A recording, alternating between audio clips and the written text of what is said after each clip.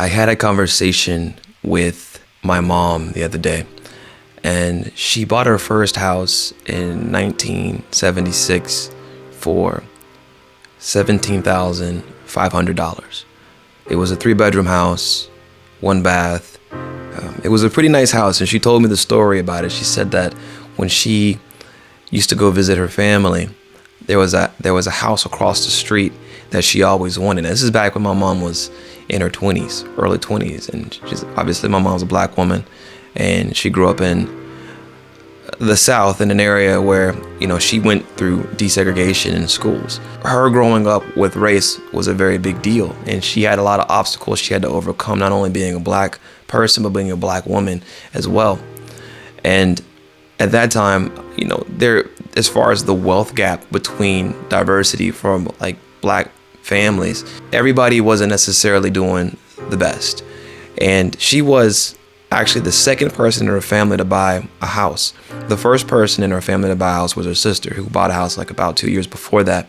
Prior to that, they had been living in the projects in Charlotte. And if you guys remember the old Earl Village, First Ward, back in like the 60s and the 50s and stuff like that, that's essentially where my mom and her family came from, coming out of South Carolina and being in Charlotte.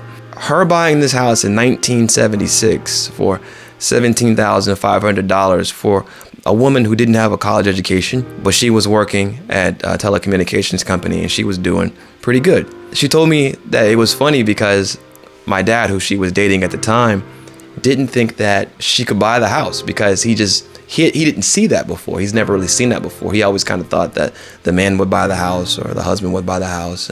But my mom showed him. My mom really went out there and did it. And she had people in her life that encouraged her to say, hey, you can actually buy a house. This is something you can own. This isn't exclusive to non-black people. It's important for people to understand that buying a house is a big deal, especially buying your first house. That's a big deal to a lot of people. And you have to have a certain type of understanding of what that person is going through, because that could be the first person in their entire family to buy a house, to actually own a house. And so for a lot of people, it seems like something that you never think you could do. Maybe the chips seem stacked against you. But when you find out that it's actually not hard, you just have to want to do it and talk to certain people, they can help you get it done. Luckily, her play brother was a real estate agent and he helped her get it done. He told her that, yeah, you could buy a house, you can do this. The current market value of that house today, that house is worth over $230,000. It's completely paid for. All she has to do is pay taxes on it. And she always tells me, she says, this is a house I will never, ever sell, because I always want a house that, if need be, worst comes to worst, anybody in my family can stay in that house and they'll have a roof over their heads. I don't want anybody to be in a bad situation where they're out in the street. And I respect that. Those are things I respect. Now, these are conversations that you have with your parents when you get older. You don't really understand what's going on as you're younger, but they pushed me to get my first house. I bought my first house when I was in my early 20s, just right out of college. But I've learned a lot about not being afraid to buy a house. It wasn't scary to me to buy the house. Luckily, this is one of the many stories I'm about to tell you guys about my family and the fact that buying houses really generate wealth situations for families. If they absolutely need to, they could sell that house. They could have $230,000 plus sitting in the bank to take care of them now that they're older and they're retired. They can do that if they absolutely need to do that. Or they could sell the other houses that they own and do the same thing and cut back and just stay in a house that's already paid for.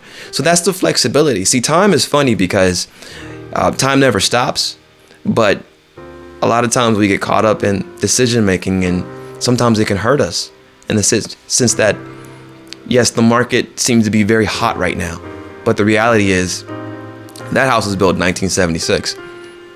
It wasn't built every single year, right? And if you even were to go back and look at the inflation cost, or, comparing then to now, it's still substantially more now today than it was over, my goodness, that's almost 50 years ago. It's about 40 to 50 years ago. So don't be afraid. Buy your first home. Go for it. take that leap. Find somebody who you trust can walk you through that process. I'd be happy to walk you through the process if you're buying in the Charlotte area or if you're buying in any surrounding area to Charlotte. The first client that I've ever had that I helped get a house was his first house.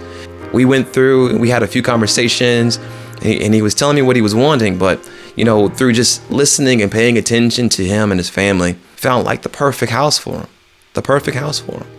So it's a process.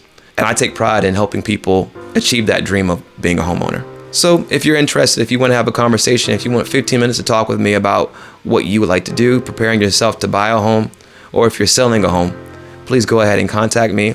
My information is obviously listed below in the description. I do have a link where you can click on it. Just put your email address and your phone number in and schedule a time to talk, and I'd be happy to talk to you guys. All right. Take care, guys.